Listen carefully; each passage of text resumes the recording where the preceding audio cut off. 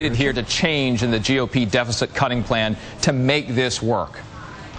They have to drop their demand to destroy Medicare, and I think they have to work with us to find reasonable spending cuts instead. And they certainly ought to ask the wealthiest people in this country to pay a little bit more of their fair share toward reducing the deficit and not just throw any revenues off the table.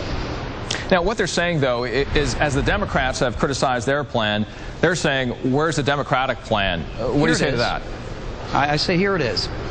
Let's restrain Medicare spending by letting Medicare negotiate prescription drug prices the way the VA does and save $300 billion over 10 years. Let's stop occupying Iraq and Afghanistan and not spend $110 billion a year there. Let's not pay agriculture subsidies to wealthy agribusinesses and individuals. And let's go to millionaires in this country and ask them to pay just a little bit more toward reducing that deficit. How about that plan? So you've laid 2 or 3 ideas there. Some have also said, though, here, Congressman, the strategy for the Democrats right now, based on what happened in New York 26, might be just to stand back and watch the Republicans lose. No, that's not our strategy. I think they would if we did that, but we have a responsibility to the country. You do think it would work? You do think that would work? I do think it would probably work. You know, when your opponent is not doing well, just get out of his way and let him keep doing it. But getting out of the way doesn't solve the country's problems, and we do have to get this deficit under control. We have to get jobs back in the country. We will do the responsible thing and work to pass such a plan. We welcome the Republicans to join us in that responsible effort. What do you want to hear from the president as he meets with the leaders of the Democrats?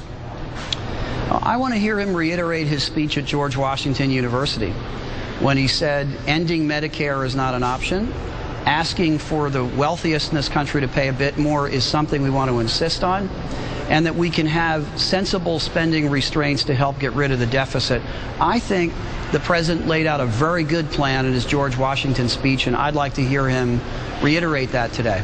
No fine-tuning needed, I guess, is what you're saying. I want to switch the topic here. Weekly jobless claims, it's really the foundation of all these issues that you know so well.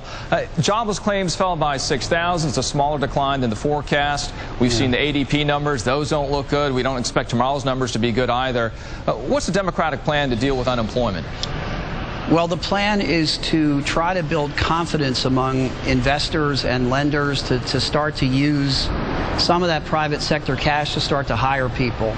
And I think, Richard, the best way to do that is get the deficit under control in a fair and balanced way. So, you know, there's enough cash on the balance sheets of Fortune 500 companies to hire 4 million people at $50,000 a year. If we could get them to do that, that's the answer to the unemployment problem.